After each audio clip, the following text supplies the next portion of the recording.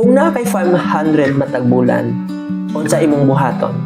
Kapi kada adlaw, sudden shopping, pero unsaon kung kana nga 500 mahimo ay nga magbago sa imong future? Hi, I'm Daddy Ray, life and work advisor, husband, and proud tatay. And today, let's talk about how 500 per month can change your life if used right. 1. Small becomes big with consistency. Kung 500 imo i-save or i-invest kada bulan, after 10 to 20 years, mudako ugid siya. Dili instant, pero sure nga mulambo kung consistent. 2. 500 is discipline training. It's not about the amount, it's about the habit. Kung kabalo ka mo manid sa gamay, mas prepared ka sa dako. 3. 500 can protect your family.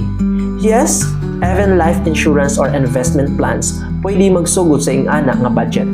Meaning, for the price of 1 to 2 take-outs, mahimo nimong masecure ang future sa imong pamilya. Remember, it's not how much you earn, it's how you use it. 500 per month can change your future if used right. Kung gusto nimong mahibaw-an unsaon pag-multiply o pag-protect sa imong 500, message me today. This is Daddy Ray, reminding you to protect your peace, your plan, and your people, empowering the future, one family at a time.